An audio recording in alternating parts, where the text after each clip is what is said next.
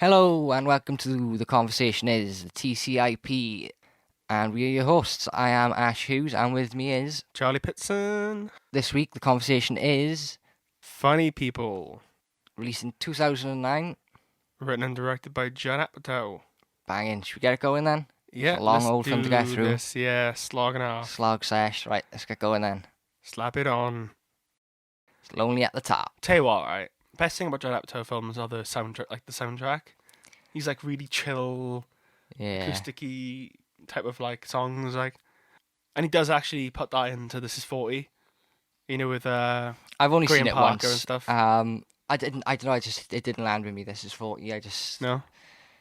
Yeah, I didn't find it that funny. But I think I went into it expecting too much of a knocked up sequel. Yeah. Like, it's more of a spin-off, isn't it? It's Yeah. just the kid characters. I was gutted they didn't have They absolutely Ben could have and made Alison it. back though, because like just as a deleted scene maybe on the Blu-ray or something, but they didn't do that. I mean, I don't think Catherine Heigl was too Not keen on coming back for it, was she? But No, they could that's have true. definitely got Seth Rogen in for a little cameo. Oh, yeah. Absolutely. So the opening thing where how much of that do you think is just Adam Sandler's life anyway? How much of this film do you think is just Adam Sandler's I think life? it's like It's a lot of it, isn't 80% it? true. It Yeah. is a lot of it. Mainly just the awful films he does. Yeah. Do you know what I mean? Merman. Merman. Fuck me like Merman. The fucking lollipop though. He comes in, he's always got a lollipop after having sex. So what's your favourite Adam Sandler film? Let's crack it out early. All right. Punch Drunk Love. Yeah. Yeah. If you haven't seen that, Paul Thomas Anderson. It's actually his shortest film, 90 minutes long. And he always said that he wanted to do a film with Adam Sandler, and he nails it, innit? It's amazing, man. I could do 90 minutes. 90 minutes is fine. You'll like it. If you haven't seen a PTA film, I think it's the first one to go for just because of... Well, you've seen There Will Be Blood, wouldn't you? Yeah. Yeah, so you should be fine with that. Yeah, he plays like a guy who works in like just like warehouse making stuff or whatever, and he's got anger issues. He's got like 7 sisters and like... Philip Seymour Hoffman's in it, and he's just like they have this argument, and it's so good. It's amazing, man. It's like it's not quite a comedy. It's kind of like this, like a where black comedy. it's like a dramatic film with comedy elements in it. But it's not. It's like forward as this, you know. I think Adam Sandler does that really well, actually. Like, because Big Daddy's kind of a drama as well, Yeah. and I think he's amazing in that. Yeah. Yeah. You reckon that's his last decent? Well, no. And I No, think... because that was before this. And Oh, yeah, Big Daddy's... I think Big Daddy's like 2004, maybe. No, I think 2001, isn't it? 1999? Yeah, it's 99. early. I think this is his last, like, really good film. I think got the Marriott Stories on Netflix. Have you seen that? What? The Noah Baumbach film? Netflix. It's got Dustin Hoffman in it. What's it called? The Marriott Stories? No. I think I I'm haven't saying checked it out right. any of his Netflix stuff, because I know he's just broken up with Jennifer Aniston. And I see this looks like an actual film he's made. Yeah, that's why I think they did it on purpose, man. Didn't one of the Wayans brothers make a film like this? Where he's a baby? Yeah. What's that? Is it just called Little Man? I think it might be Little Man. Yeah. Yeah. Oh, That's man. good. That was quite funny. I didn't watch it. You didn't watch it? No. Little Man. Is it Little Man? I think a lot of the Wayans brothers stuff is very hit and miss. Yeah, I get you.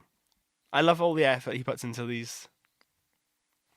I little bits and bet a lot of them are just almost real. Do you know what I mean? Like like failed, like things that he's been pitched and he's been like, nah. And these photos, obviously, Leslie Mann, real. Yeah. You know. I always just think of Leslie Mann as Ursula from George of the Jungle. Yeah. Yeah, I used to love that film as a kid. George of the Jungle. She's in Big Daddy. Amazing.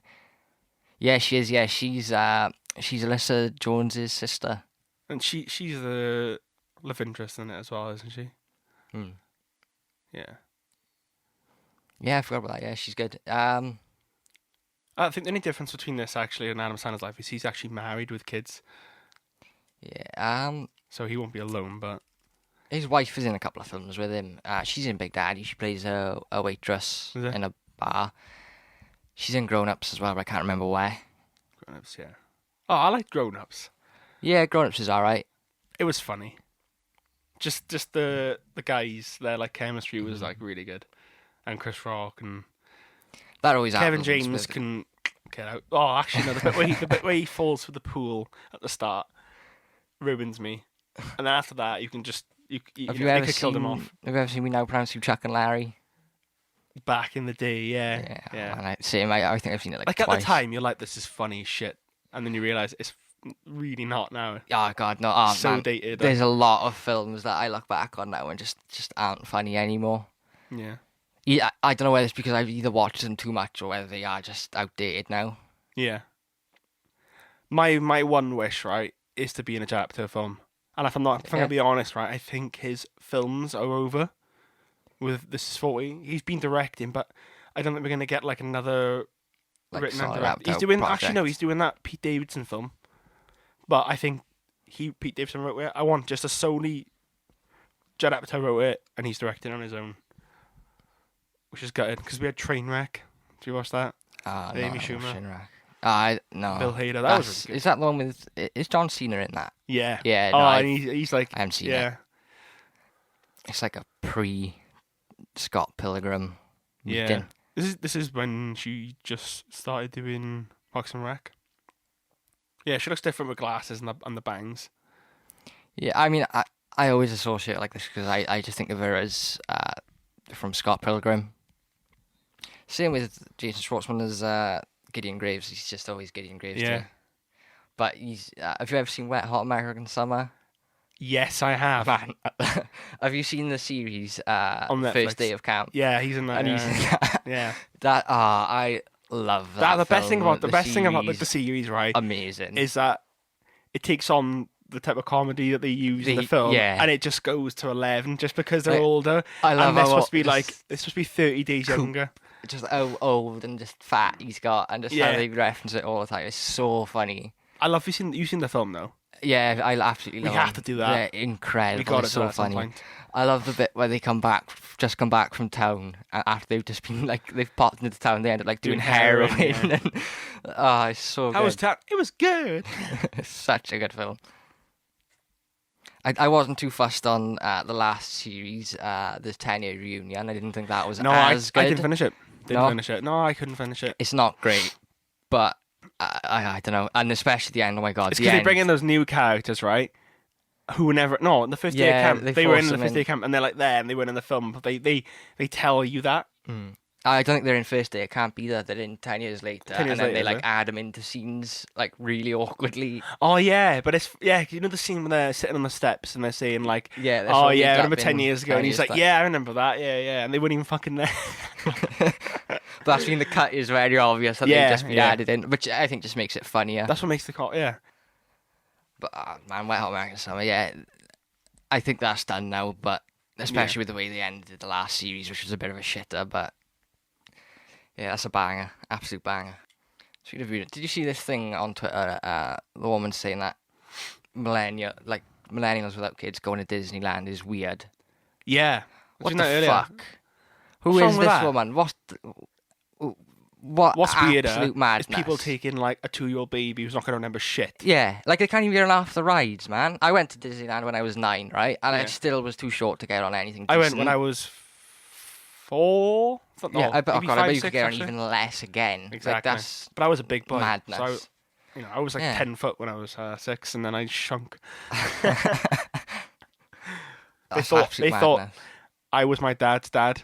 That's how big I was. Disneyland would be screwed without childless millennials because that's who spends all the bunts. Dude, that's one of my all the bunts there. One of my favourite holidays was on Disneyland in year 11, and oh yeah, we can go on the rides. Man. We went on what's that? Is it Space Mountain? Space Mountain. That was the shit. I remember Space Mountain. Oh man, I went to Florida and one of the best rides. I can't remember what it was called though, man. It was one of the best things ever. It was it was in the main Disneyland park, and I don't know if it's still. I'm gonna look into it actually, but so the thing is, you go in and it's like an Area 51 type thing. Yeah. And they sit you down and they just like, right, we've captured this alien, we're going to show him to you, and blah, blah, blah. So they they do. They sit you all down, and then obviously Disney magic happens, and then suddenly this huge like predator type alien appears in this tube, Yeah. and then he escapes, and then he's like breathing on your neck, and like the thing is rocking. It's so cool, man. Fuck anyone who says people without kids can't go to Disneyland. Yeah. Fuck you. Yeah, that bollocks. That's madness. Have you ever been to any other like good theme parks? No. Oakwood. I mean, I wouldn't quite call it good, No. but It was okay. it serves its purpose, doesn't it? Yeah, it was alright. Fair play for Wales. Yeah. I mean, that's what I mean, no, it'll do for I'm being not like 2 hours down the road. I like the idea of theme parks and like water parks and stuff, but it's not really my style. No. I don't know. Like, how many times can you do the same thing? Yeah, I get that. I could be but there an hour tops and be like, I I'm don't know, done. it's just like seeing the things, isn't it? Yeah, it's true. Like, I I went think to just the hanging out is better than actual rides. yeah. like I went the day to itself. Warner Brothers World in Australia, Gold Coast, Yeah. and that's like my wet dream of a theme park. Yeah, but that's something that's interesting though. I thought you Yeah. meant like kind of just stupid like Thought Park and all those Ah, kind of right, things. nah. You mean like the Universal one, like and a then- proper theme and like park. obviously Disney and then Yeah. Warner Brothers. Because the Warner Brothers one was more or less just a DC park. It was like 90% DC stuff. Yeah.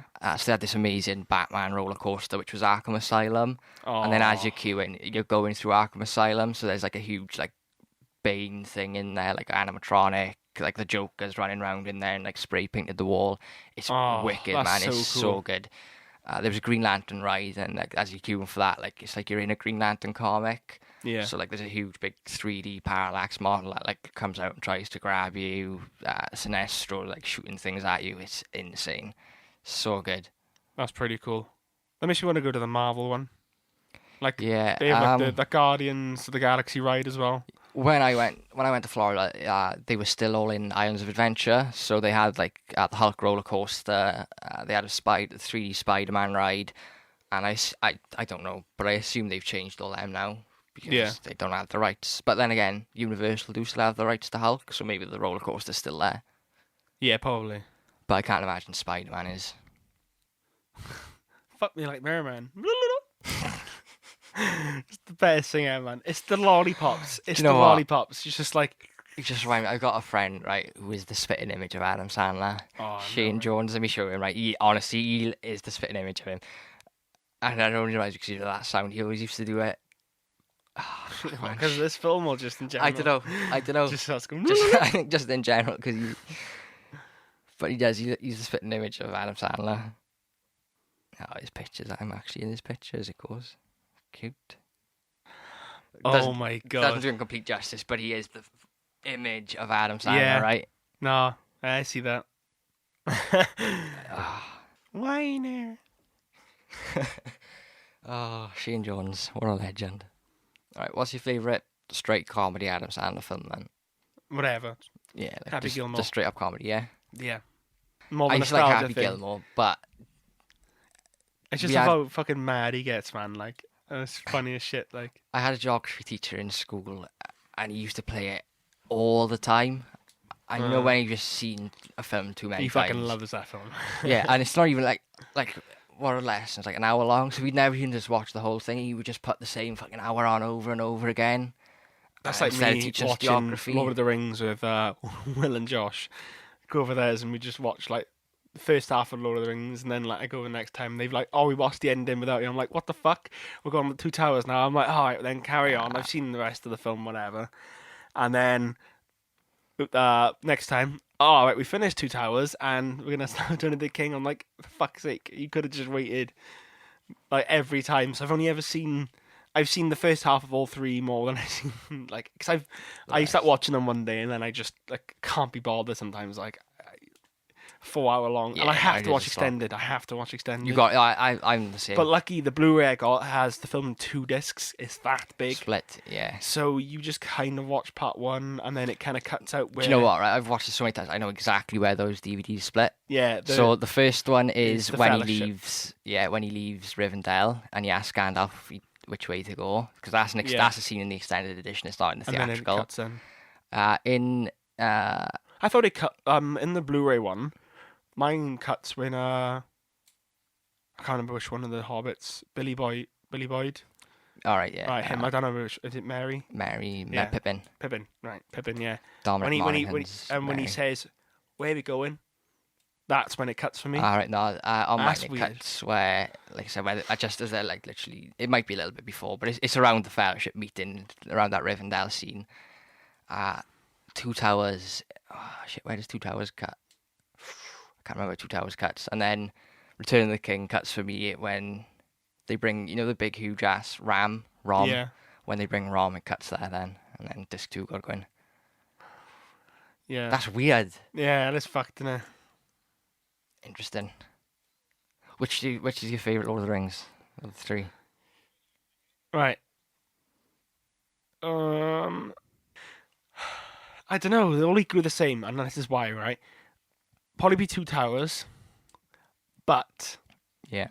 only the Battle of Helm's Deep. Yeah. Like, if you could take the rest of the film out, put it in the bin, I'd be like, whatever, mate. Like, Do you the know what, whole thing with the king and he's a fucking, he's just fucked. Grimmer fucking worm tongue. Fucking Like, old man. he's fucking dying, and then I mean, like that. first It's thing, just why would you trust a character called fucking Worm Tongue? yeah, I mean, come on. creepy looking fellow as well, isn't he? If I'm a king and someone's like, let me be your advisor then. Yeah, what's your name? Worm Tongue? No. What's your Fuck first off, name? Grimer. What? Grimer Worm Tongue? Get out of my fucking kingdom. No. Yeah. Go and fucking live with the fucking trolls in fucking Moria. Grimer Worm Tongue. Christ. Yeah, so that bit just bugs me. Return of the King. I love Fellowship just because obviously I've seen it so many times because I watched that. You start to watch them all and you're watching Fellowship. And sometimes It's the oldest, just so I've had more time to watch it. that's been out 20 years. God, man. Shit. Ooh. It probably came out like February or something. I think so you missed it. 2004. Yeah. 2003. No, 1999, 2001, 2003. Every 2 years. But they shot it, didn't they, through 1997 to 1999. So he was just editing. That was his life for 4 or 5 years or whatever. Just editing films. Oh, fuck Yeah. Yeah, probably mine's Two Towers. probably Two Towers, just because Just of Helm's Battle Deep of is Helm's so phenomenal. It's fucking Helm's Deep is amazing. It's like, because I talk about this quite a lot with people where like Pelennor Fields versus Helm's Deep, and I think in terms of the films, Helm's Deep absolutely trumps Pelennor Fields because yes, Pelennor is a much bigger scale, but I think the difference is with Helm's Deep because it's dark and it's raining. Yeah. It just like fills you with more fear and Uruk-hai, whereas with Pelennor Fields, because it's all still day. Yeah. I know there's like a million more orcs, but just because it's daylight and it's not raining, That same, and they kind of do that in Game of Thrones, the new season. yeah, exactly. Like they have, obviously the like Battle of Winterfell Battle of Winterfell versus is, the King's Landing, King's Landing, yeah. Assault or whatever you want to fucking call it, burn down. And that's when I think so. Two Towers just has that scarier feel. Yeah. That's why the Battle of Winterfell, I liked the darkness of it, and it got a lot of backlash. I do think it was too dark. It was okay, fair enough. It was too dark, right? I like it because it makes you feel like you're there. Yeah, I think don't know, the cinematography of it is on point. Like I love the way they split up the episode, and it's like this scary horror vibe, and then it kind of switches then when Arya's in the library, and it kind of becomes quite sneaky, and then it kind of just it goes all like that weird. When I first watched it, I the scene where the Dothraki she lights up their swords and they run in, and then they all go out. That scene happened, but I couldn't see any Dothraki. I could just see the flames going out, and then when I watched it the next day, I could see the Dothraki. Yeah. And I was like, shit, I thought that was just a really good scene where you couldn't see them, you could just see the torches going out, and I was like, that would have been so much better anyway. Yeah. But I do think that's why everyone's going to see that anyway. Yeah, I think they should do something with that before it's well, released on Blu-ray. They had yeah, I really hope they do something before they do the 4K release at least. I like the idea of the thing with the Dothraki with the lights, and the only lights that would be available would be their flames, and the fact that the candles in the in Winterfell, and I think people were saying I thought it was fine once it got into Winterfell, but I do agree that like the first 20 or so minutes was just too. I feel too like much. some people were saying that Melisandre lit up their like I can't remember their swords, but like I lit them up so they could see. And it's like, no, that's That's not. someone who just hasn't understood anything that's gone happened. on in the last Like it's series. Okay, it's a coincidence that yes, it's good. Okay, great, you can see you're going, but they're fucking. I can't remember their fucking swords, man. It's like a weird sickles. fucking sickle, yeah, sickle. It's got a better name though in the show, I think. But they would not kill a fucking white, right? So the fire is literally the fucking.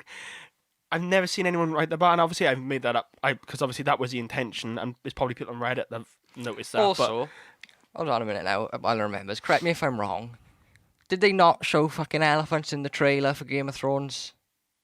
Huh? You know, elephants? Yeah. Why would they have elephants? I know that she wanted the war elephants. I swear they had elephants in the trailer because I remember seeing them in the trailer. Turning to my friend, going, "Were they just ripping off elephants from Lord of the Rings?" I'm sure they were in that trailer. I don't know. I'm sure they were. Let's check. I think we'll yeah. I'm sure they were. I mean, like, because I'm sure I remember seeing ice spiders as well. No, you just watching Lord of the Rings and at the time you just like I don't know. Is this the Game of Thrones trailer? Yeah, no elephants in that trailer, son. No. None. No fucking ice spiders either. You were watching fucking Lord of the Rings, mate. Hold on, this is an older trailer. Like I said, it was one of the first ones that come out. Yeah. See, this scene is way too long. Do you know what I mean? Yeah, that's I think this film could definitely be cut by about at least half hour. Yeah. Right, so this was the first trailer that was released for Game of Thrones, the new series. So if there's elephants in it, there's elephants in it. If not, there's not. There's not. Where the fuck did I see ice spiders and elephants? What am I on about? Tripping. Someone knows what trailer that is, fucking let me know. Fucking Witcher. Have you seen The Witcher? How haven't we talked about The Witcher stuff? I think we did last week, mind. Did we? Yeah. Oh. But even if we did, let's talk about it now. That trailer looks amazing. It does. What's your take on Henry Cavill? It's not who I would cast, and he looks stupid with the fucking hair, but... You get used to it, though. Yeah. You get used to it. He'll do his job, won't he? Episode or two in, yeah. No, he's a great actor. I think he'll nail it. He has a look to it as well. He kind of does... Who else would you pick? Yeah, that's like I said, it's not who I would have picked, but I wouldn't know who to pick anyway. I would have picked for Geralt. Just because he has like a face. He has like that like cheekbone kind of thing going on. And he's already got grey hair. So you already... we've kind of... I mean, I think the good thing about it is that he wanted to do it anyway. Like, he was very much on board to do it. Yeah. I think that's always a very positive thing. Which reminds me, going back to last week, some news has come out this week. Batista said he's officially done trying to get a Gears of War film to happen. No. Yeah, I read it today. Someone sent it to me today. So he said he's been trying now and he's just done. He's had enough. He said, have they just been saying no to him, is it? Well, this is the thing. I don't know if they are just saying no to him or whether it's just not going to happen at all. For Marcus Phoenix. You would. I don't know. Like I said, the rumour's been around since way before he was even acting. Yeah.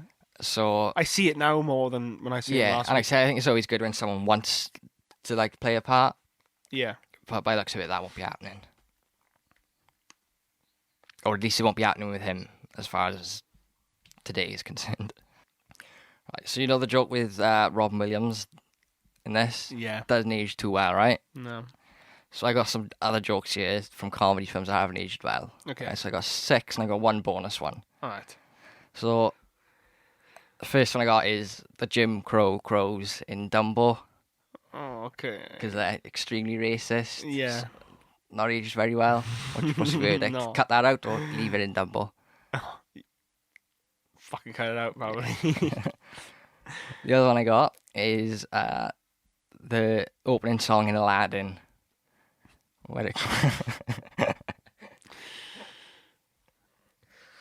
For being extremely racist. Yeah. Yeah. Yeah. I mean, to be fair, Disney have cut those 2 out already, I think, haven't they? Have they? The remakes. Oh, yeah, it's definitely not in... Oh, the remakes, yeah. Got lost of the remix. So the other one I got is the transphobia scene in Ace Ventura. You seen that? I haven't seen Ace No. Ventura, no. Okay, no, so there's a woman, a trans woman. I can't remember if it's in the first or second one, but basically he gets up on stage, pulls her pants down, points out that like she's tucked her penis in, Yeah. and then everyone in the room starts like spewing and saying it's disgusting. That should be cut. Oh god, yeah. I mean, like I said, neither of those films have aged very well overall. I'm probably gonna say cut for all these though. I don't think any of these. Oh, should you be definitely in it, are. like, Yeah. Yeah. Because I done all these myself. So this other one is O.J. Simpson being a murderer in Naked Gun. I'll keep that. Fuck it. I mean, you got to keep it because it's a whole plot of like the first film, but You gotta keep it. Yeah. it still hasn't aged very well, is it? No, but it's not really. Has that case actually been solved? Well, Like, depends who you asked. I mean, you released a book called I think it's. If I Did It, This Is How I Would Do It, or something like that. I mean, come on, man. So, the other one I got is the Toy Story 2 casting couch joke, which has also been cut from the Blu-ray, apparently. With Stinky Pete. I mean, I think that joke shouldn't have been in there anyway. What's that doing in a kid's film? Have you seen? You've seen the Toy Story films, man. It's Yeah. filled with innuendos. No, I know, but that one's still a bit grubby. It's a bit grotty, innit? That one is Even before the whole too Weinstein specific. thing, it's just a bit... Yeah, you can cut that out. It's a bit too Yeah, I specific. mean- Like someone really, really like. I mean, it's loves bad now, casting but I just don't couch. think it should have been in there in the first place. Right, so this one, I think the whole character should just be cut in general, but more specifically, Mr. Magoo in Breakfast at Tiffany's, but more specifically where she says she let him take pictures of her. I don't think that lands very well for me. It's a bit grotty and a bit creepy, but I think that whole character should just be cut because he's just ridiculous, Yeah. and I don't think he adds anything to the film, really. No, not really. No. Yeah, I cut that. Right, and my bonus one is any James Bond joke ever.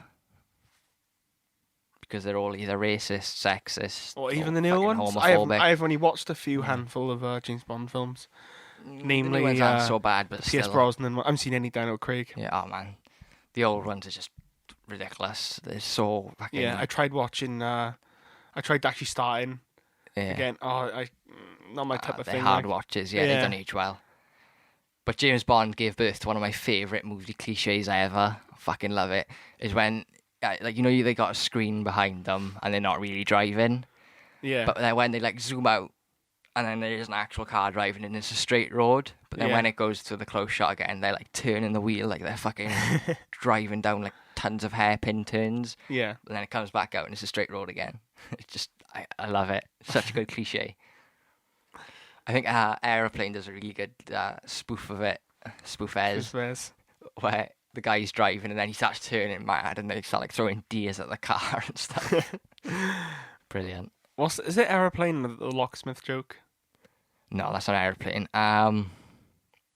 It's not Naked Gun either. Oh my god, what is it?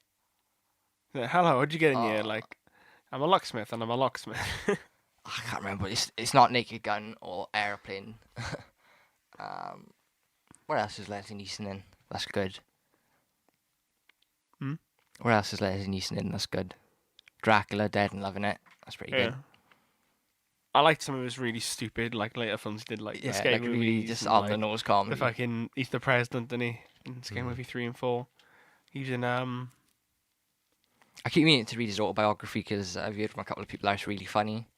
And Gene Wilder's. Apparently Gene Wilder's autobiography is hilarious. Like laugh out loud funny, even for a buck, which I need to get around to. Too many Star Wars books, man. They release like fucking 3 every month. It's too much. Yeah, so this whole subplot here, I think, could be cut with the. I just wouldn't know how to do it. It is too long, yeah. But like I said, I would cut all this stuff out with her. Seth Rogen's love interest, cut that out. I'd cut the stuff out with Leslie Mann as well because I just don't think that really needs to be in it. And I'd probably just shorten scenes. I'm doing less stand up. I think what's weird about the Leslie Mann thing is that they tease it with the photographs, and obviously he has the phone call with her, not long into the start of the film, but there's nothing until like quite later, like pretty much like the last act of the film, and then it's like, oh, okay, now we're gonna jump into another Eric story. Bana's funny in it. Eric Bana's funny yeah. in the scene, but I just don't think it really needs to be in the film. No, it's just weird, like how like it doesn't bring it back quick enough. It just it takes a long time out of this whole thing. You're like, oh, I forgot about her, and then they just jump into a new movie for the next 45, 50 minutes. Yeah. Like, but like, thing is, I do love this film. Same. I like out of the four, but because I remember it, like you said, it being just a really good drama and emotional film. Yeah. And then when I just tried to watch this, I said I had to watch it in two parts because once I started hitting like the love interest stuff, I just got bored and I think, oh, I can't finish this, so I had to cut it in two. Don't know what's your ranking of his films then? Just his four. What, so like you got Apatow 40-Year-Old Virgin, Knocked Up, Funny People, and This Is 40. Well, Knocked Up is probably first, then this. This is 40's last because I just not fussed on it. And then 40-Year-Old Virgin. 40-Year-Old Virgin's third, yeah.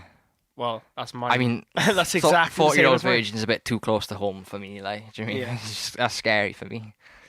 It's like a flash into my future, man. What, the Virgin bit or just other toys? Oh, the toys. And the Virgin. Because when you mention that, I keep thinking like all of it, the whole thing. The Virgin thing. All of it. All of I'm gonna end up working in fucking PC World and Curry's. I'm gonna be a virgin till I'm 40, and I'm gonna have to sell all my toys. Yeah, just to have sex. Yeah. Somehow Paul Rudd is trying there. To keep a fucking straight face. Seth Rogen's there. Romany Malco's there. Yeah. I got it mixed up. Like I got the whole I love interest plot mixed up with. I think it's Getting to the Greek the other day, because I thought Laz Ulrich was in it. Yeah. That's Getting to the Greek, innit? Yeah. Where when she's in bed with Laz Ulrich. I thought it was this. I was like, I'm sure he calls Leslie Mann and like she's sleeping with Laz Ulrich. And that's just how little I just care about it. Is I can't even just get it straight in my head. Yeah. This is probably his most underrated film, though. Yeah. Like I said, I think it's a great Adam Sandler film. I think I don't know, Knocked Up is just up there for me. It makes it feel a little disingenuous as well because like he's apologising now, but yeah, it's because you're dying. Mm-hmm. Do you know what I mean? It doesn't. I don't think it helps redeem his character. No, they broke up because he cheated on her. She broke up with him, and he's obviously been in love with her for so long, and then because he fucked up, and he's living alone now. That's why he's so suppressed. That's why he only fucks girls instead of like having a relationship because he's still in love with her. So like he's brought it upon himself, really. Yeah, but is he, or is he only just feeling like that now because he knows he's not well? No. I genuinely feel like because he's got cancer, I think he feel like he's trying to like right his wrongs, and like Seth Rogen's influenced him to kind of reach out and tell other people. That's why he has like people who he seemed as like just acquaintances who he could make real friends with. And I feel like, obviously, because he's dying, he feels like, okay, well, I only got one more chance to do this, so I'll just do it. And that's why he tries to, like, mend his wrongs and stuff, and, you know, with his sister and his family, and, like, he, like, tries to forgive his father and stuff. Really well-written story, to be honest. Like, it is great. It's very deep, like... It's really emotional. I could talk for days on this. I wasn't expecting... Like, when I first watched it, I thought it was just going to be a straight comedy. And I was like, it's... No, straight up, man. Like, the 40-Year-Old Virgin is probably the only exception, just because it's a bit more comedic and like made things happen. Like when he goes through the truck. Oh man, like, that's so funny. When he it's funny, but like from Knocked Up onwards, he kind of stayed more grounded and more about like they were about the characters anyway. Like there's a story in there about a guy. You know, he's a fear of kind of. You know, kept fucking up and he never wanted to try anything, and then he went so long without doing it that he just stopped trying. And it's not about the sex, it's about that, like, just having awful experiences and never, like, trying again. But they use it in a comedic way. Let's say we're Knocked Up, it's like, you know, this girl's got a great career, and then like, this schlubby guy who's, like, going nowhere comes and ruins it, like, and they have to kind of just try and be together. They're quite, like, in-depth stories, like. Just too fucking long. So cut them down. Yeah. Don't actually. I'd watch a 4-hour film with. I'd watch it for the first time. But I want people also to watch it and not feel like they're gonna watch a 2.5-hour film. Yeah. So just for the general public, make a short film, then do a director's cut where you can do whatever. That's why I never like. I think that's the only thing you should be doing. Theatrical versions should be like way shorter. That's why I don't take away from people who say they've never seen Lord of the Rings, because it is a slog. It is a pain in the ass. Same as Star Wars. It's understandable, It's right? too much to get into. I don't now. get people who like give people shit for not watching things because of the length, right? Some people just don't want to sit there and watch things for 2.5 hours. Like, not everyone, like, I'll do it. I'll do it depending on what it is. Even I sometimes get a bit like, oh, can I just like... that's me. I know it, if I know I'm going to do it, I always like plan ahead. I'm prepared for it to be like, I know I'm going to be sitting down for 2 hours or whatever to watch what I'm watching. Like, when I went to see Endgame, I was kind of feeling a bit like that when we were watching Infinity War, because I was so hyped for Endgame. I was like, maybe I shouldn't have done a dollar bill, but then I'd rather be watching that than sitting in the house waiting to leave. So, but it did feel like ages, because, oh man, but 6 hours that was, just sitting in the cinema. People actually went to go see the Twilight series. Right, that's 5 films there, right? Imagine watching all of them. I couldn't do that. No, it's not even cool. Yeah, I don't think I could do. Just don't give people shit for not wanting to do that. Yeah, or like watch long films. Like, so this is why I think like he should do shorter versions of the film, and then actually do like a long ass director's cut where it's just like, because they were gonna do. They were gonna in America when Bumblebee come out. It was coming out the same, like on the anniversary of the 1986 film. So cinemas in America were doing a double bill of the 86 one and then going straight into Bumblebee. yeah.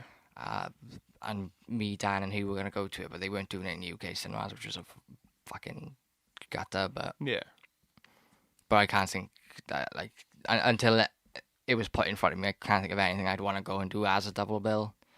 But like I said, that's until something's put in front of me. I would probably do it. I could probably see me going to do it as a double bill. It makes sense. Yeah. There we go. Yeah. When do you think the first time Adam Sandler ever done that, like that Adam Sandler voice, and someone's like, "Oh my god, that's hilarious"? Like, how old do you think he was? 2.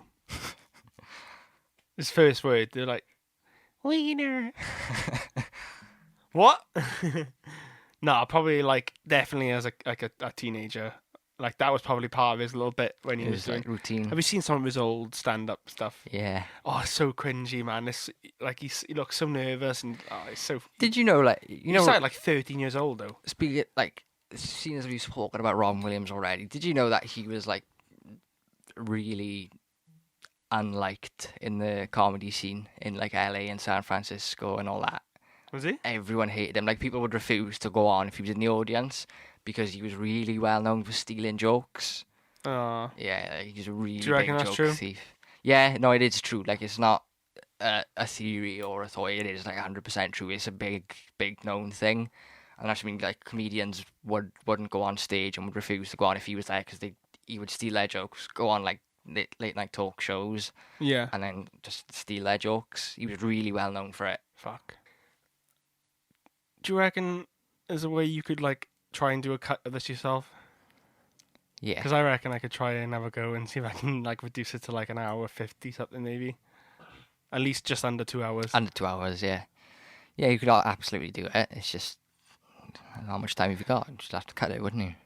There's a really good joke in Rick and Morty.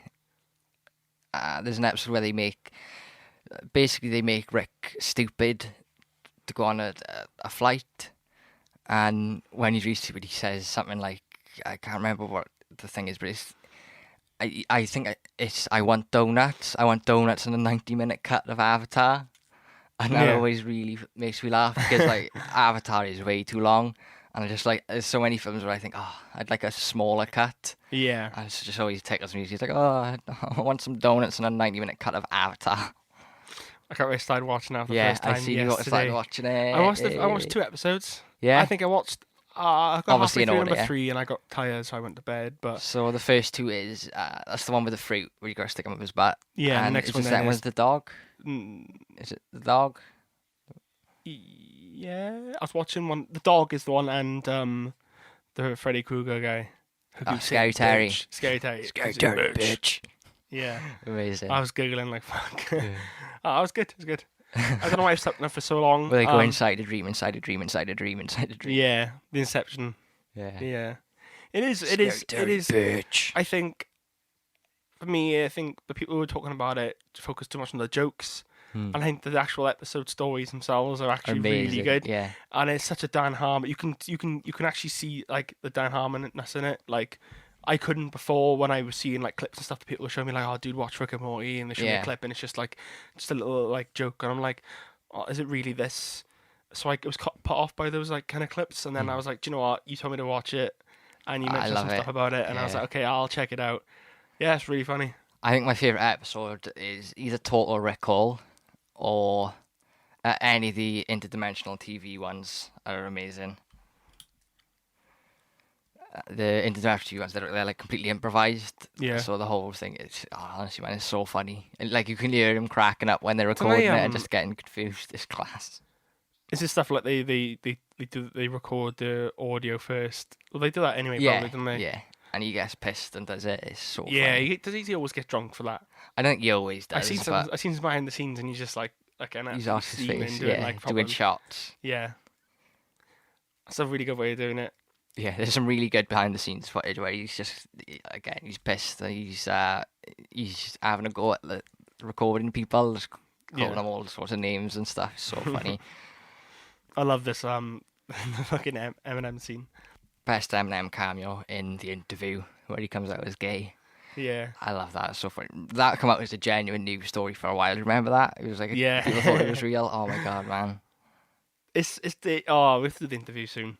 That's a good one. We'll do after the World America. Could do after Team America because obviously that makes sense. Dad, yeah.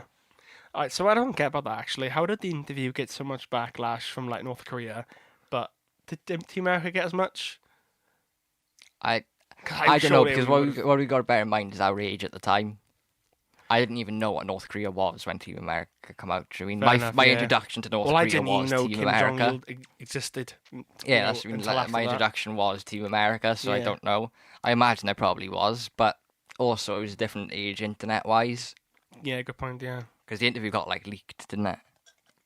Well, they're going to release it, and they had threats from North Korea apparently, and then they decided to pull it and just put it up on online. Right. As just release it, yeah, I know it had a weird, and they did a limited theatrical run there. I like that film. I think it's really funny, man. It is really funny. When he turns to stick his thumb at the tiger's ass, fucking hell. Yeah. I joke all the time about doing that with Ace. When he takes something, when he's chewing something that he shouldn't have or whatever, I'm gonna stick my fucking thumb up your ass now, Ace. It's all interviews. Have you seen all the deleted scene interviews he has? There's one with Orlando Bloom, I think. They could do a really good spin-off film with that. It was just following that character, and obviously Seth Rogen's. It's sort of just a sequel. Yeah. Yeah. They just do. Or this time, just do Donald Trump. Oh yeah, that'd be good. They could do a sequel with Donald Trump. That'd be amazing. Yeah. Yeah, that's our pitch for the interview. Or Boris Johnson, either one. Every episode we pitch a film. Yeah. What was the first one? Phantom of the Opera? No, Dark Universe. A full Dark Universe pitch. And Phantom of the Opera, and then you've done a Transformers one, I believe. Yeah. And John Wick Transformers. Yeah. Have that. Get Keanu Reeves in. Batman, maybe. I've done a Batman Beyond pitch, yeah. Oh man, Batman Beyond. There's Batman Beyond news going on. What's going on with Batman Beyond? Something's happening with Batman Beyond. I can't remember what it is. No, there is Batman Beyond news, and I do care about it. So apparently... Right, so in Batman Beyond, the new Batman is Terry McGinnis, because his father gets murdered and he goes and lives with his mother. But then in an episode of the Justice League series, they reveal that Terry McGinnis is actually Bruce Wayne's son. Mm-hmm. And according to this, the original plan was for Catwoman to also be his mother. Yeah. That would be really good. Like a live action? Do you reckon that would work? I'd like to see a live action. I don't think they'll do it now. I've seen rumours that they're doing an animated film to try and compete with Into the Spider-Verse. Yeah. Man, the Blu-ray release looks super sick. 4K. A lot of episodes though. How many? I wonder if it comes with a film as well. So it's 3 series, probably about 100 episodes, and if the film's in it as well, it'd be pretty cool. Nice. And you get a little pop vinyl over there. I've got that pop vinyl. It was a gift from Dean. Oh, dude. He's writing, directing, and producing the Pete Davidson one. So this is his next film. First one in probably be 8 years by the time it comes out. 2020. 8 years since this is 40. Yeah, he wrote it with Pete Davidson and Dave Stone. So it's gonna be his, but is there any plot summary or anything with it yet, or premise? The film's storyline will reflect Davidson's own life, including the loss of his father on September 11th. Fair beans. It's probably, I guarantee you, it's gonna be a semi-biographical. So it's gonna be he plays a fictional version of himself, or maybe someone kind of like this. Oh shit! Speaking of biographical, so he'll be dealing with his family and his dad. It'll be him either being young or being a comedian. It's gonna be that, or an actor who gets on Saturday Night Live. Speaking of biographical films, I tried to watch Tolkien this week. Yeah. I turned it off. It was so boring. Or a crock of shit. None of it's true. None of it's true. They leave a lot of stuff out. So all his religious stuff they just leave out of it. When's it set? So it follows him as a little kid for a little bit. It follows him as a teenager for a little bit, and then it follows him through World War One and with his girlfriend and wife. Like I said, I got about an hour in and I just turned it off because a lot of it's just fabricated. Do you know what they wanted to do? They wanted to just put as many Lord of the Rings things in there as they could and go, look, this is where he got this idea from, and just none of it's true. Yeah. It's stupid. It's really bad. It's trying to make a film about Houdini. Yeah, do you mean you can't yeah? Aaron Sorkin said that the guy's done some interesting stuff, but his whole he hasn't got his whole life isn't interesting. Do you mean this? Yeah. So the same with Tolkien, his life isn't really interesting. He wrote Lord of the Rings. Other than that, yeah, great. We've had World War One stories. I'm not saying we don't need any more, but yeah, we've had quite a lot of World War One, World War Two stories. It's not very good. It's just a bit of a cash grab. Yeah, he's just not an interesting person. You could do a good Hemingway film, and he's had some. I'm not being funny, but he was a bit of a dickhead as well. Yeah, he was not a very nice man. He was a bit racist. And again, that's something they completely leave out. They leave out all his religious stuff. They're not going to put him as a racist in the film, though. No, I know, but come on, man. It's just not a true representation. Yeah. I also watched the new Men in Black, and I thought it was alright. Yeah? It was decent, yeah. I don't understand. Why would you rank it within the 4 out of 4 of them then? Where would you rank it? Out of all of them? Would you put it better than still 3? last. No, I like number 3 because I like Josh Brolin. I really like Josh Brolin. Jermaine Clement. Yeah. Oh, God, I forgot Jermaine Clement's in it. Yeah, he's the villain and he's Boris, yeah. We spoke of this and yeah. Too, and I said I thought it was Tim Curry for ages. Yes, yeah. So it looks like him. Yeah, no, I like number 3. Yeah, I thought it was good as well. I think Josh Brolin playing Tommy Lee Jones is amazing. He nails it. Josh Brolin could do anyone. I love Josh Brolin, man. He's so good. He's my equivalent to what people think Tom Hardy is. Yeah. I think Josh Brolin can play anyone. But people think Tom Hardy can play anyone. Yeah. They want him as a Wolverine. I don't want Tom Hardy as Wolverine. Stop putting him in every fucking I don't know role. who I want as Wolverine. Well, I've done an X-Men casting because we've tried to do it for 3 times. I've done it. I've done one, yeah. It's not perfect, but I've done it. Hit me. Right, so for Cyclops, again, I'm not sure on what type of age range we'd be looking for, but anyway. So for Cyclops, I've got Zac Efron. Okay, so you're thinking maybe late 20s? Yeah. Early 30s. Okay. Magneto, I got John Hamm, because I want John Hamm in everything. Okay. Professor X, I got Ralph Fiennes. Yeah. Jean Grey, I had Jessica Chastain, but I think that was just my love for Mad Men coming through. She and then I changed it to Elle Fanning. Jessica Chastain, she's not in Mad Men. That's Christina Hendricks. Is that who you're gonna put as? I had Christina Hendricks as Jean, and then I changed it to Elle Fanning. Yeah. Because of the age difference between Zac Efron and her. And like I said, it was just my Mad Men. I was like, coming because through. Jessica Chastain was in Dark Phoenix. I'm thinking of it too. Yeah, and Yeah. Fair. Hank, I got as Daniel Radcliffe as Beast.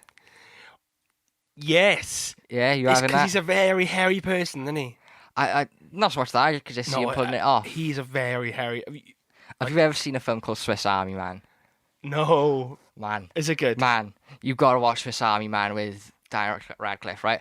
I don't know whether to say if it's good or not, because I don't know what it is. Paul Dano's in that as well, isn't he? He's the, Yeah. It's insane. I don't know what the hell this film is. It's so funny, but it's just bonkers.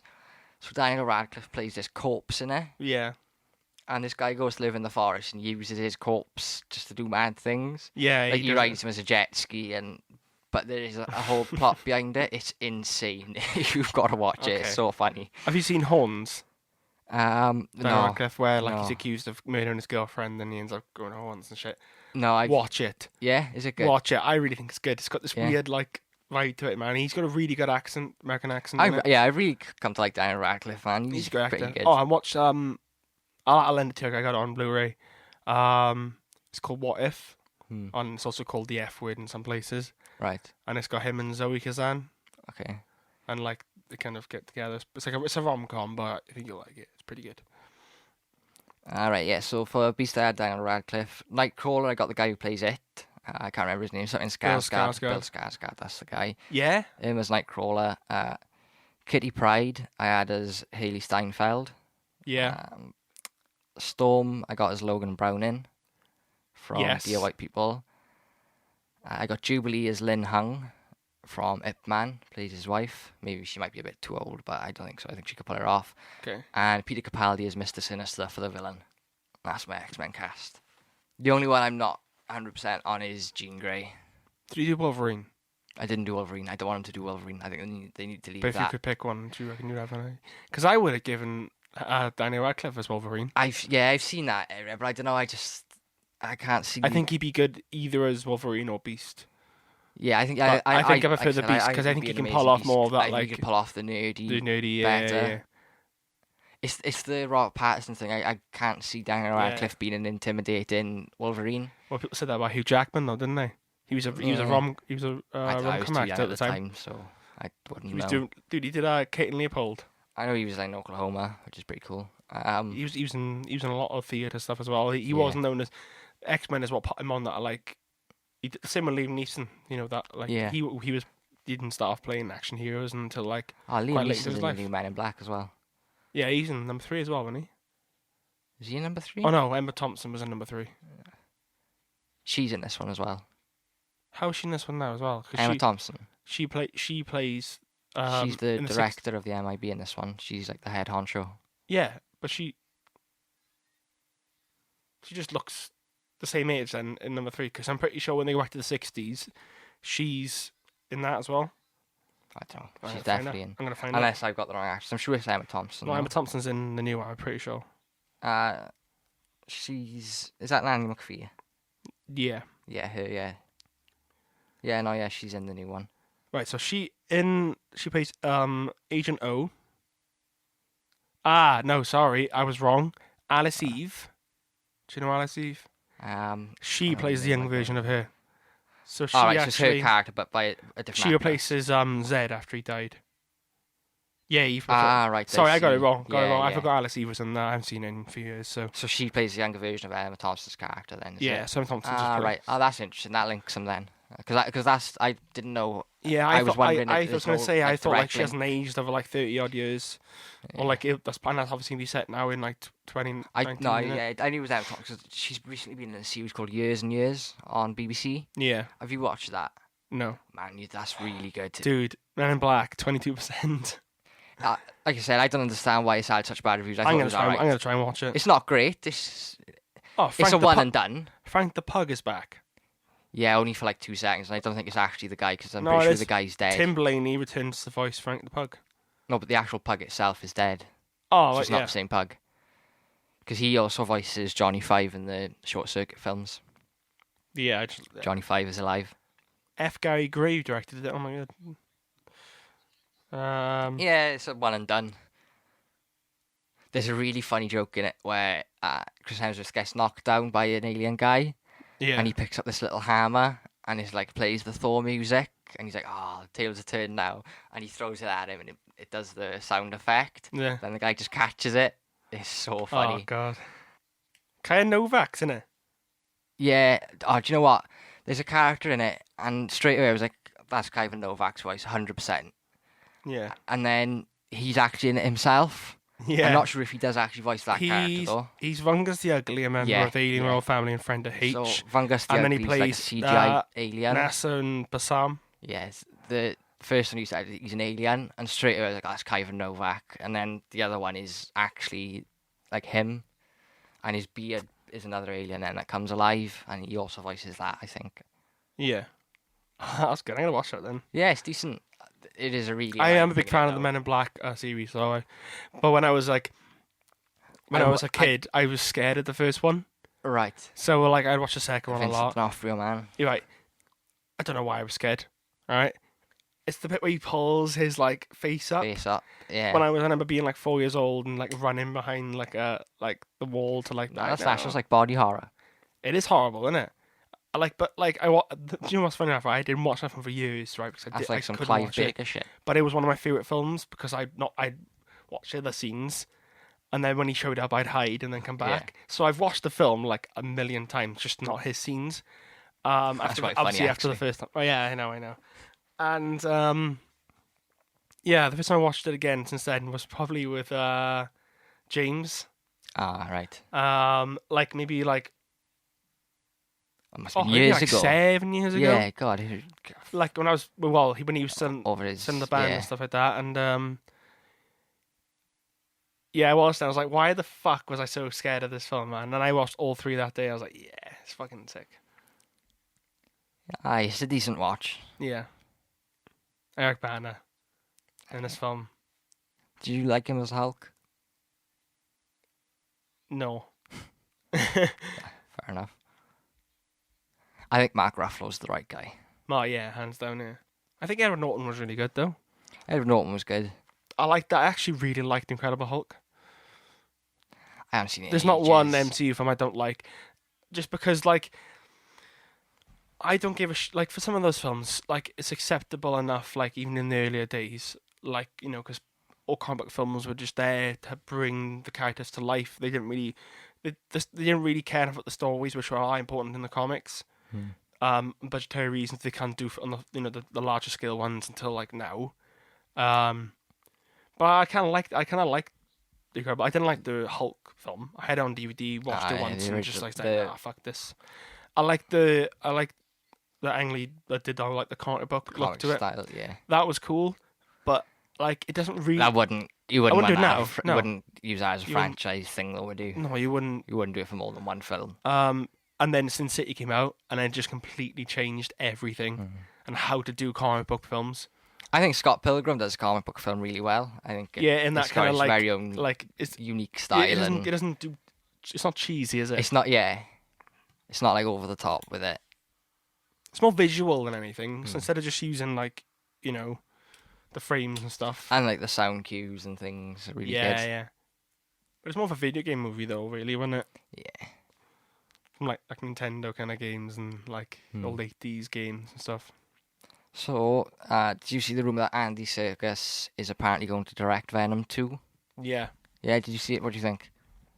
I don't know, what has he directed? He's done his own Jungle Book. The Mowgli one on Netflix, isn't it? Yeah. He's done it. Oh, did he direct the recent... I know he helped direct some of the Lord of the Rings stuff. No, I mean the Planet of the Apes. Did he direct the last one? I think he did one, yeah. I like those Planet of the Apes films. I'm a big fan of the whole Planet of the Apes franchise, the whole like 60s ones with Charlton Heston and everything. Yeah. And I really like those Andy Serkis films. They're pretty good. So I like what he's directed, right? The Tim Burton one was wank. He's done so much work that people just don't know about, hasn't he? Fair play to him. Oh, yeah. He directed Breathe. I always forget he's in Prestige, and I love that film. With Andrew Garfield and Claire Foy. And he directed Mowgli, Legend of the Jungle. He was second unit director on the Hobbit trilogy. He was in a Long Shot as well. Hmm. He's the fucking billionaire. Yeah, it took me ages to realise. It was, His eyes are you know, when gone. he has the meeting with her and the president. Yeah. That was when I realised. But so it was quite a while into the film. Did you enjoy it then? Oh, one of the best Seth Rogen films out. Yeah. It's really good, isn't it? Really, really good. But it's really heartfelt as well. Like the romance feels genuine and real. Yeah. But because it's like that Chasing Amy thing where you see them spending time together Yeah. rather than just like in Like, a montage. there's another film that came out. Always Be My Maybe. You know that one? Randall I've seen it Park on Netflix. It's got something. I think. and Ali Wong in it. Don't quote me on this, but I think Taika Waititi's wife is a producer on it. I might be wrong on that. Maybe. What did you say it was called? Always Be My Maybe. Always Be My Maybe. Let me just double Randall check. Park. You'll like it. Just like him, Ali Wong. Then their Yeah, I've chemistry is seen it. amazing. They said it's basically right. A reimagining of When Harry Met Sally, but like it's obviously like that's kind of like the foreground, like how it's like. Yeah, it's like a modern version of When Harry Met Sally. If you had to describe it in a few words, but it's not the same. It hasn't got the same story beats. If that makes sense. But I really enjoyed it. Told my mum to watch it. She really loved it. It's really good and like it's hilarious at the same time. Do you see any more cinematic releases for Adam Sandler films, or do you think he'll stick to Netflix now? He's got a deal with Netflix. Yeah, but It's like a 9-picture deal or something. Oh, 8-picture deal. he's done a few of them now from already, hasn't And he? it all counts as ones like so. What was the first one? He done a really bad Western one. Ridiculous 6. Yeah. I thought that was quite funny in like bits. no, The whole Taylor Lautner thing was funny though when he's swinging I by haven't his found neck. I haven't found No. Adam Sandler funny since probably this. Oh, his character can get in the bin, but like Taylor Lautner when he's like swinging by his neck, he's that goofy kid in it. Oh, he's funny. Murder Mystery is another one. Yeah. So that's number 2. He did the film The Do-Over with David Spade. Right. So And there's a Kevin James one, I think. Obviously. Ridiculous 6, The Merowitz Stories, Hotel Transylvania 3. I don't think that counts as the Netflix thing. I think No. that's a Sony thing. Murder Mystery, and there's one coming out called Uncut Games. There's a few of mine. Look for the ones he's produced, not ones he's acted in. But it might be the actually. Hang on. Hubby Halloween. Yeah, I saw all the others, and just the other ones I said. The week of Adam Sandler, 100% Fresh. Yeah. Did you see Pixels? I'm not gonna watch it. No, No, it looks absolutely shit. I'm sorry. it is Did shit. you like it? No, it is shit. But Is it worth? Do I have to watch it? Is this something I should no, watch? you know Peter Dinklage is in it. Yeah. His character in it is based on Billy Mitchell from King of Kong. Is it? It's like straight based Oh yeah, on him. he's the Donkey Kong guy. Yeah. It's 100% based on. Billy Does he look Mitchell. like him? He's supposed to look like him as well. He looks like him, yeah. Honestly, it's so funny, man. Which reminds me, King of Kong. I've got updates. So you still haven't watched it yet, no? No. Right. Okay.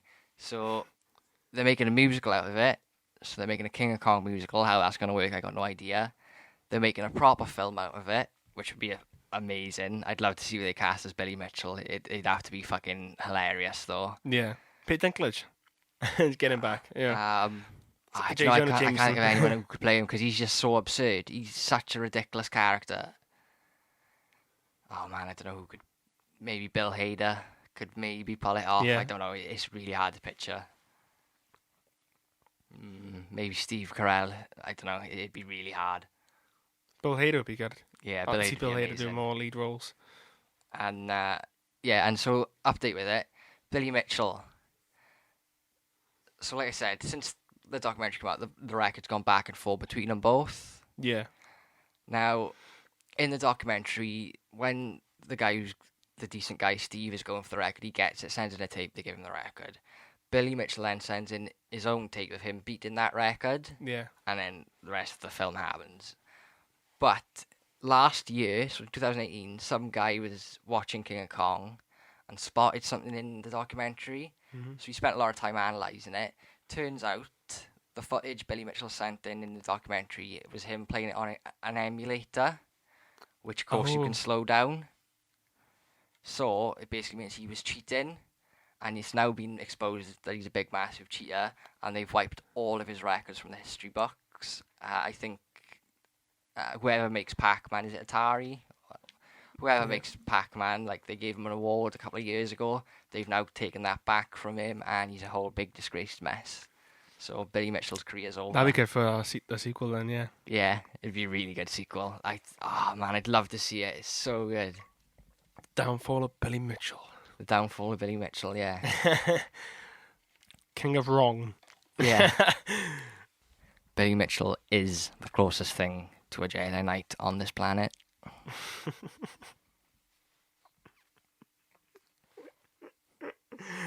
Not even Ray Park. Can Ray Park fucking cheat at Donkey Kong? I don't think so. No. Well, he probably could, actually. Yeah, with an emulator. Slow it down. Fucking I could probably beat Donkey Kong with an emulator, slow it down. Yeah. I probably couldn't, no. I'll have to do a Let's Play that. Oh, fuck. Me beating Billy Mitchell. Yeah, beating Billy Mitchell's high score. I don't mind, he'll come after you. He will come after you. I don't know if I like Adam Sandler. I don't know. What, in real life? Or? Yeah, I just don't know. I have to meet him. I don't know how to take him. Do you know what I mean? Yeah. He's probably he's a bit sarcastic though, so it's a weird way to take him, isn't it? He strikes me that he might be a little bit arrogant as well, a bit up himself. Yeah. There's probably some article out there saying Universal wanted him to cut most of the film. Cut his family, yeah. Cut his family in half. Could you cut your family, please? From his life in general. Yeah, they're not funny people. No, they're really good, man. They're really good actresses as well, all three of them. Leslie Mann is like peaking fucking Mrs. 40. Like, she's so good in that. And now, what is Maud doing? She's been in a few things. Have you seen the Cats trailer for the new Cats? Yeah. Have you? I haven't watched it. I don't want to watch it. It looks so fucking stupid, man. I love musicals, and I don't even like Cats, so there's no chance of me watching the film. Cats is boring. Yeah, everyone's saying that a lot of things about Judd Apatow's films are that things don't really happen until quite late into the film. Yeah. It takes 45 minutes to actually get into the story. Get going.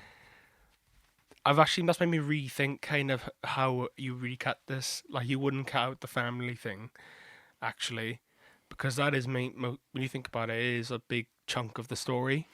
Well, yeah, it'd be very hard to cut around it. So maybe it means a lot of the start you cut. You cut out the entire thing with Seth Rogen and. It's the part of the story I don't care about. Because when you think about it, right? Why you got Adam Sandler's got two stories going on. He's got this he's got three. He's got the cancer. So you got himself dealing with the cancer. His career. He's got his career, and Seth Rogen comes into the career as a secondary character, not as a main character, right? And then you have the Leslie Mann story, which is the C story. So what I would do is you wouldn't have Seth Rogen have much of and you want to get a lot of your character depth in and backstory in, but I don't think Seth Rogen needs that much. His accessories I think he should be more of an accessory. So his stuff can go. The whole Yo Teach stuff can go. Most of the Yo Teach stuff can go. Him and how he deals with his friends and how his friends treat him and where he lives, you need that. But yeah, the Aubrey Plaza plotline. I wish she could have been somewhere else just so she could be in the film because I love Aubrey Plaza, man. She's so great and everything. But yeah, I dropped that. I wouldn't necessarily drop all this. I'd cut some things down. It's just because it's the part that bores me the most. I would get it all in really quickly. Yeah. They did sometimes. It's just it takes long to get. As I said, it's just the point in the film where I start to pick up my phone whenever the kids and she pops up because it's just boring. Hope Judd, if ever he listens to this, doesn't think we hate his films. Nope. No. Can't hate his film. This is my second favourite film of his, so if I didn't like it, why would it be number 2? Because it's shit, just like number 2. We wouldn't be doing it if neither of us liked it. Exactly. Do you mean you can I'm gonna see if I can do a cut, man. I'll send it to you. I will try. I will do it. Give me 2 weeks. I'll be the stupid Rick. Waiting some donuts and a 90-minute cut of funny people. I'll be 90 minutes. It'll be hour 40, hour 50. It'll be just under two, at least under 2 hours. But that gives you a lot. Like, if it gets the story quicker, you like, oh, I don't mind. You don't mind this bit. Yeah, right. I'd look This differently bit on it. would be way different if the start was cut. Yeah, that might be So- it. and that's why I'm you so hear fatigued by the point Yeah, it the gets length this. I'm of just it, like, oh, you're I'm so like, done. Yeah. And the story's just picked up. Like, but you're Yeah. like, I don't like this bit, but you do. But you hate it because you've just been. It took so Yeah. long to get here. Yeah, that's true. It's like when you're like, it's like I can imagine going on a flight to Australia, right? Oh, Right, let me get there. Like, I just can't be bothered now. That flight fucked it is everything very up much for me. like that. Do Yeah. you know what I mean? You're like, that flight was so long, I'm no longer excited. Yeah, it is like Like, that. so, like, that's my analogy. Was that a metaphor? Jet lag. No, It's a metaphor. jet lag. No, Yeah. yeah, analogy. Yeah. Watching a film takes too long to get into the story is like jet lag. Jet lag. You just don't care anymore. I love really childish fights in movies. Yeah. I think they're the It's funniest. more realistic, isn't it? Like, Yeah, Adam Sandler's not going to fight you, yeah. he's just going to run away. The fight between Hugh Grant and the other guy. Bridget Jones. Yeah, Bridget Colin Jones. Firth. Colin Firth, that's it, yeah. Those fights are so funny. I love just really childish fights. God, why isn't Eric Banner in more things? He's such I a know. good comedy actor. He's good in Special Correspondence with Ricky Gervais as well. Yeah. That film's not good, but he's good in it. Yeah, I can imagine like the chemistry's good, but Yeah, I avoided that. The story didn't grip me. Like, yeah, I don't know what's the issue with that film, because the cast is really good in it, and the cast is really good in it. I think it's just the plot. I don't know. Yeah. It's a bit weird. what I hate about his work, the length. Holy shit! Does Judd need an editor? Does Judd need an editor? 40-Year-Old Virgin, 116 minutes, 133 unrated. That is 2 hours and 10 minutes. The 40-Year-Old Virgin, that doesn't need a 2 hour and 10 minute cut. You got Knocked Up, 129, and 133 unrated.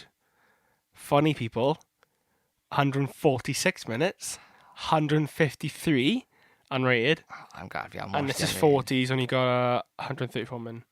He's like, hey, Judd, you're not making fucking Titanic. You don't need over 2 hours to let us know that being married is difficult. Yeah. I don't know if the issue is the script stage, if the movies are too difficult to cut down due to how scenes are shot, or if Judd just can't kill his darlings at this point. Either way, it needs to be fixed. Ideal audiences, we found the sweet spot for movie length, 90 to 120 minutes. Is it arbitrary? Maybe, but if what works, works. I do agree. I do think Straying it's a little bit occasionally is fine if it's self-indulgent. necessary, but becoming less and less necessary as his career goes on. Yeah. Oh, this is someone has your opinion here, right? Funny People could have been a genre classic, but withered away as soon as Leslie Mann's storyline comes fall into play. It goes from being a brilliant black comedy with a comedy to a severely average run-of-the-mill comedy. Yeah, I completely agree with this guy. Fair enough. That was the article I was looking for. Yeah. No, I get what you mean, though. I'm on and off. I keep going on the fence. I think just the comedy really drains out of it once she comes into it, and it starts getting less funny right up until the Eric Banner fight, and then it's just not funny. Yeah. Again. And then. it's still dramatic either way as well, then. Yeah. Oh, I'm going to be on the fence for this for years to come, I think. And I'll I've wait for the shortcut. I jumped on each side like 4 times in the last 2 hours. Yeah. Like, I don't like this. Actually, no, it makes sense. If a film is long enough to let you jump opinions on it that many times, then it's too long. Yeah. It is bad, though, isn't it? 4 times, maybe 5. I'll probably like it now before we finish. Yeah. I do, though. I do still like it. I this just is firmly the entire believe it's too long. episode of us just talking about one sequence. Like a 50-scene sequence. Jonah Hill. Nation We State. actually wouldn't need many more of them too in this film than they got. Yeah, that's just, I'd rather have seen more of them and less of Leslie Mann. Like, just the comedy just seems to drain out of it for me then. So what you could have done is like maybe have them. What would his?